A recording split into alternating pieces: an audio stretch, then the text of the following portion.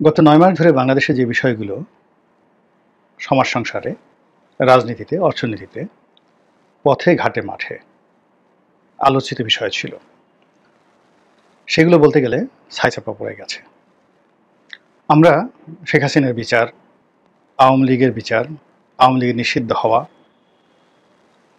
স্থানীয় সরকার নির্বাচন আগে না জাতীয় নির্বাচন আগে, জাতীয় নির্বাচন কি ডিসেম্বরে হবে না জুনে হবে, তারপর নির্বাচন হলে কোন দল জয়লাভ করবে, কিংস পার্টি যারা করছেন তাদের ভবিষ্যৎ কী, এ যাবৎ প্রায় ৭০-৮০টি কিংস পার্টি গঠন করা হয়েছে, তারা কিসের লোভে করেছেন, কেন করেছেন, তাদের ভবিষ্যৎ কী ইত্যাদি বিষয়গুলো নিয়ে কিন্তু গত ৬-৭ মাসে আমরা যে আলোচনা করেছিলাম তা চায়ের টেবিলে রীতিমতো ঝড় তুলত। এরপর সাম্প্রতিক সময়টিতে চট্টগ্রাম বন্দর বিদেশিদের হাতে দেয়া হবে পরিচালনার জন্যে।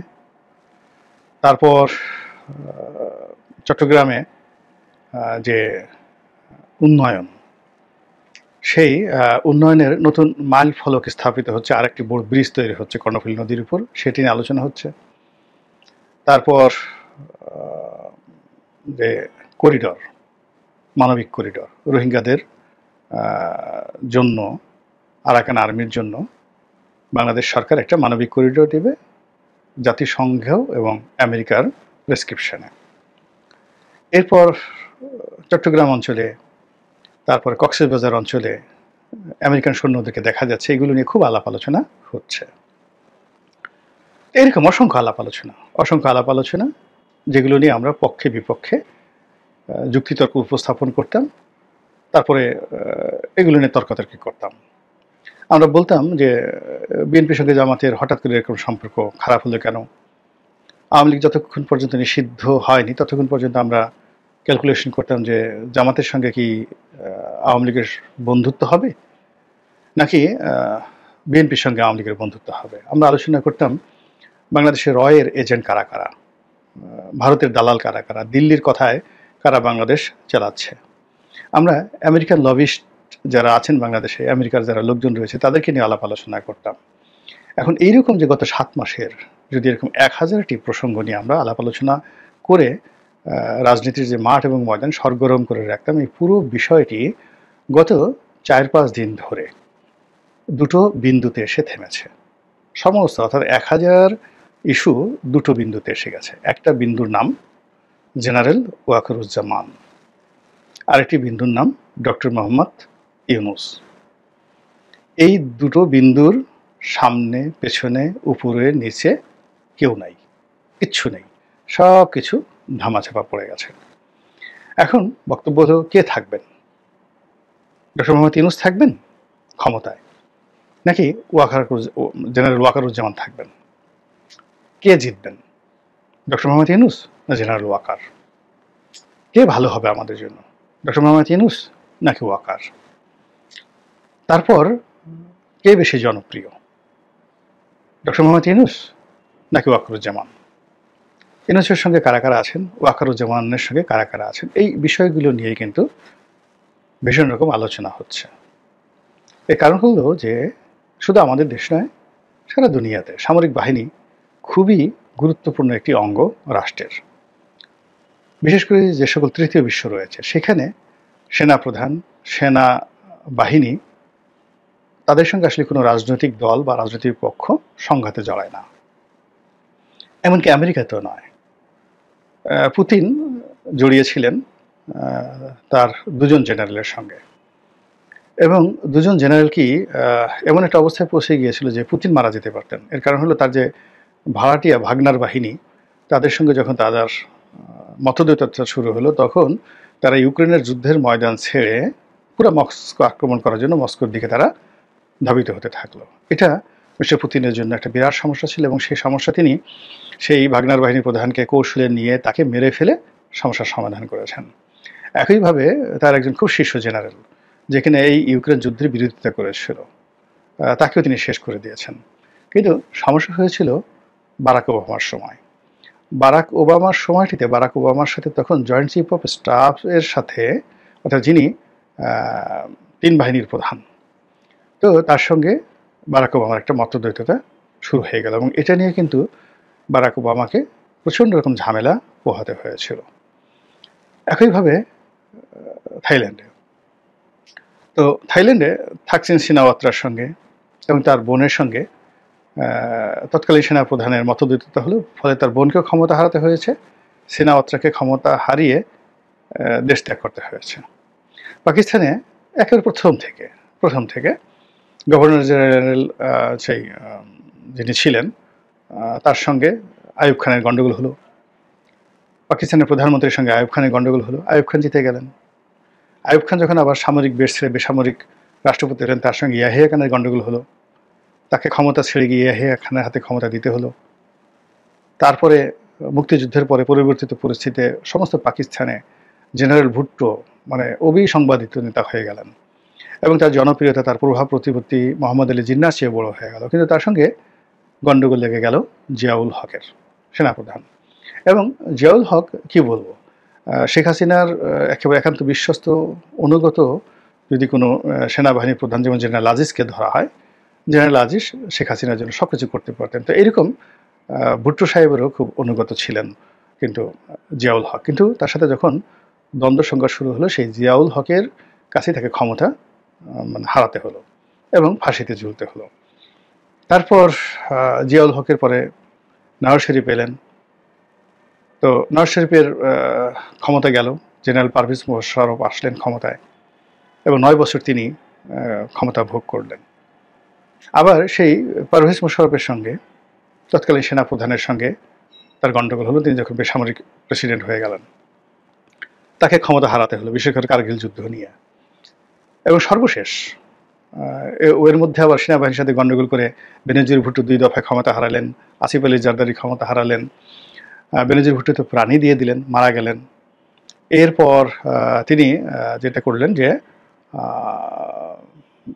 একেবারে সর্বশেষ যেটা পাকিস্তান সেনাবাহিনীর সঙ্গে যাকে বলা হয় গণ্ডগোল করে ইমরান খান সাহেবের মতো বিশ্রুত এবং সারা দুনিয়াতে তার মতো এরকম জনপ্রিয় ব্যক্তি, প্রধানমন্ত্রী হিসাবে, ব্যক্তি হিসাবে, এমনকি টম ক্রুজও নন, স্টার অফ দ্য স্টার, মানে যেখানে ইমরান খান দাঁড়িয়েছেন, মানে উনি প্রধানমন্ত্রী হওয়ার আগে এবং পরে, কিংবা সব জায়গাতে, মানে বিশ্ব মঞ্চে যেখানে তিনি দাঁড়িয়েছেন সমস্ত লাইটগুলো তাকে, ফ্ল্যাশগুলো তাকে কেন্দ্র করে হয়েছে। সেই ইমরান খান তিনি তার যে সেনাপ্রধান মিস্টার বাজওয়া, কিংবা এই যে এখন যিনি আছেন আসিফ মনির, তাদের সাথে তিনি পারেননি এবং তার পুরো জীবন শেষ হয়ে গেছে। তিনি এখন তার দল নিষিদ্ধ, পার্টি নিষিদ্ধ, রাজনীতি নিষিদ্ধ, তিনি এখন জেলে মরছেন।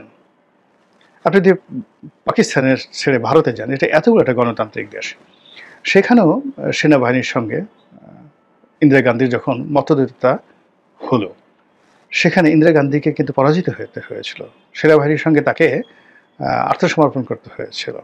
এবং জেনারেল মানেকশ তার লেখা পড়ে দেখেন, মানে তাদের এই দুজনের যে সম্পর্ক, সেই সম্পর্কের মধ্যে অনেকটা অহিনকুল সম্পর্ক ছিল। এবং এই কারণে কি হলো, যাকে বলা হয় ইন্দিরা গান্ধীকে কিন্তু অনেক মূল্য দিতে হয়েছে, প্রচুর মূল্য দিতে হয়েছে। সঞ্জয় গান্ধীর মৃত্যু, তার নিজের মৃত্যু, স্বর্ণমন্দির আক্রমণ, বাংলাদেশের স্বাধীনতা যুদ্ধ, অনেকগুলো তার যে সিদ্ধান্ত, সেই সিদ্ধান্তের সঙ্গে সেনাবাহিনী একমত পোষণ করেনি। সেই একমত পোষণ না করার কারণে তার জীবন, তারপর তার সন্তান রাজীব গান্ধীর জীবন, তারপরে তার আরেক সন্তান সঞ্জয় গান্ধীর জীবন তছনছ হয়ে গেছে।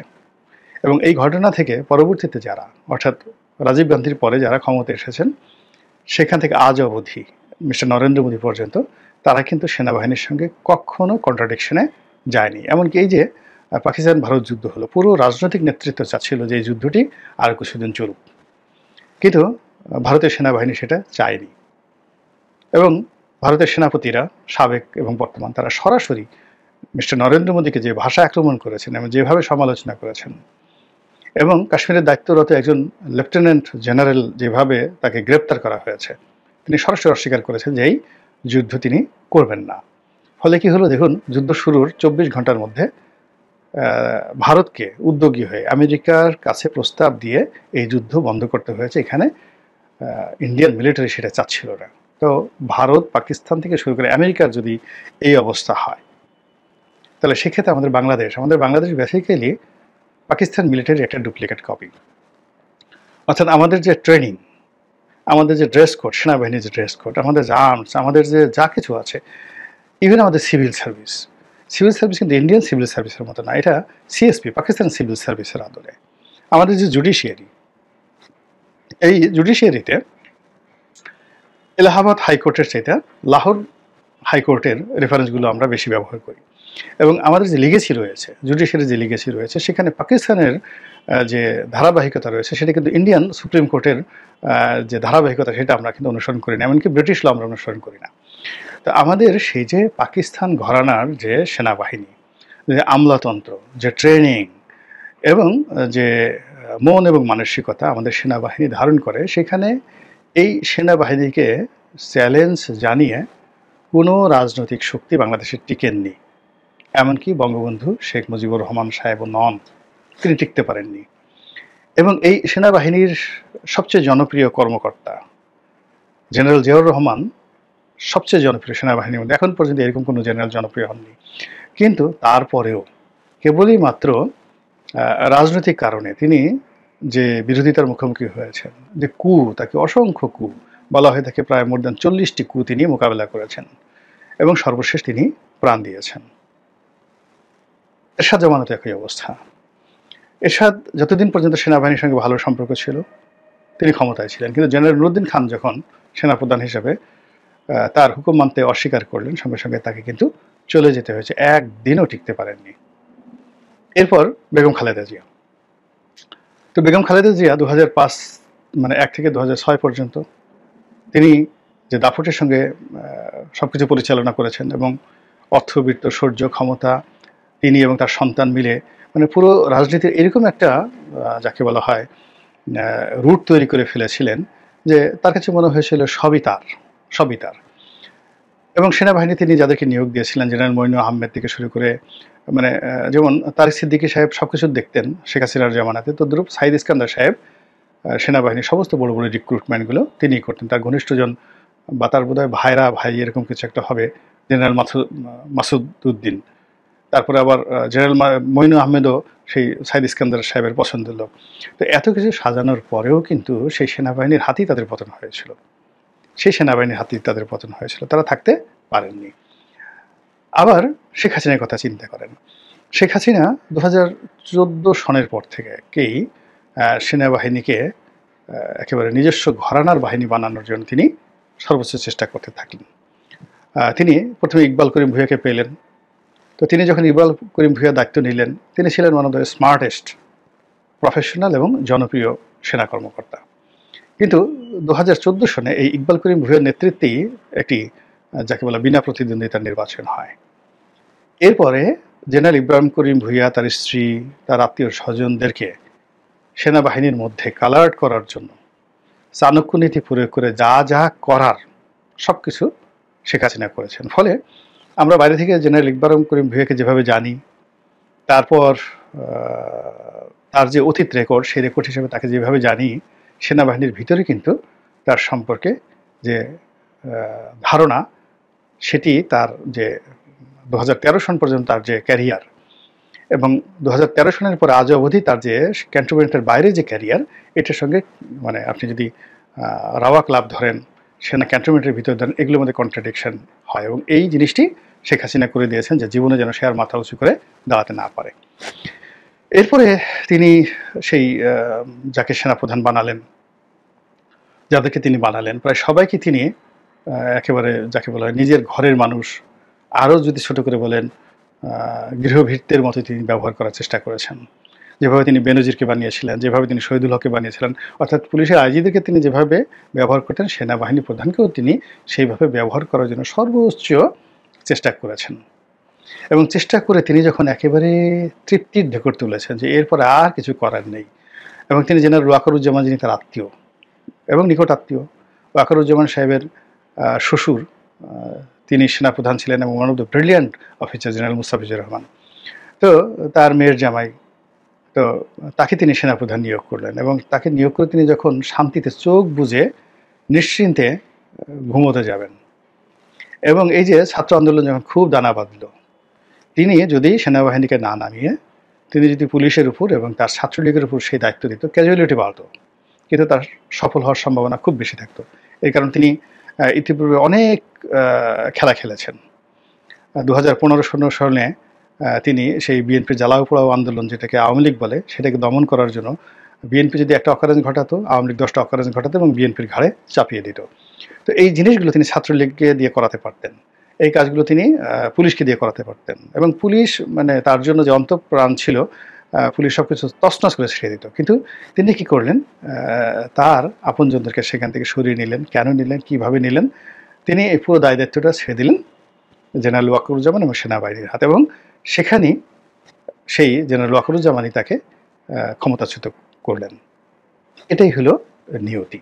তো যার জন্য এই যে সেনাবাহিনী, বিশেষ করে সেনাবাহিনী, এটা আমাদের দেশে নয়, সারা দুনিয়াতে মহাকালে সবসময় খুবই গুরুত্বপূর্ণ। ফলে এদের সঙ্গে যখন রাজনৈতিক অফিসগুলোর বা রাজনৈতিক মহলের দ্বন্দ্ব হয়, সংঘাত হয়, প্রায় সব ক্ষেত্রে সেনাবাহিনী জয়লাভ করে। কিছু কিছু ক্ষেত্রে সেনাবাহিনী পরাজিত হয়, এবং সেক্ষেত্রেও কিন্তু সেই রেস থেকে যায়, এবং এটা আরও বহুদিন পরে আরও নতুন করে রিভার্স হয়ে যায়। যেমন দেখা গেল একজন রাজা বিজয়ী হলেন, তিনি সবাইকে শাস্তি দিলেন, কিন্তু দেখা গেল রাজার ছেলে বা রাজার নাতি তারা আবার সেই সেনাবাহিনী দ্বারা পরবর্তীতে মারাত্মক ক্ষতিগ্রস্ত হন, কারণ এটা একটা সংঘবদ্ধ বাহিনী, এখানে সব কিছু রেকর্ডে থাকে। যেমন ধরুন বাংলাদেশে এই যে জুলাই আগস্ট বিপ্লবের সময় যে সকল অকারেন্সগুলো ঘটেছে, থানা আক্রমণ হয়েছে, পুলিশ হত্যা হয়েছে, সেনাবাহিনীর গাড়ি পোড়ানো হয়েছে, বিশ্বাস করেন আজ থেকে 100 বছর পরে হলেও এর প্রতিটি জিনিস কড়ায় গণ্ডায় এই রাষ্ট্রশক্তিগুলো এর প্রতিশোধ নিয়েই ছাড়বে। এটা রাষ্ট্রের একটা সিস্টেম। এই সিস্টেমটা মধ্যযুগে ছিল, এই বাংলায় ছিল, প্রাচীন যুগে ছিল, সারা দুনিয়াতে ছিল, তারপরে শেষে আধুনিক কালে আছে। অর্থাৎ রাষ্ট্র যেদিন থেকে বিস্তার লাভ করেছে, তখন সেখানে রাজনীতিবিদরা যত সহজে ছেড়ে দেয়, মানে ভুলে যায়, কিন্তু আমলাতন্ত্র, মিলিটারি সেটা কখনো ছাড়ে না, ভুলে না, এবং এদের মধ্যে ইগোবোধ খুব বেশি। তাদের যে পোশাকটাকে তাকে অনেক বড় কিছু মনে করে, এই পোশাকের উপর আঘাত সব কিছু তছনছ করে ছেড়ে দেয়। জাস্ট একটা উদাহরণ দেই।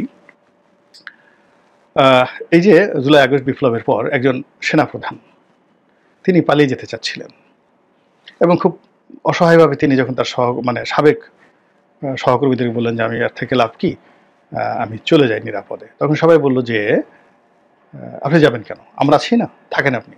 মানে একজন সেনাবাহিনীর প্রধান বাংলাদেশ থেকে পালিয়ে যাবে ভয়ে, এটা সেনাবাহিনীর অনেকে সেটা সহ্য করেনি, ফলে তিনি এখন পর্যন্ত রাজার হালে আছেন।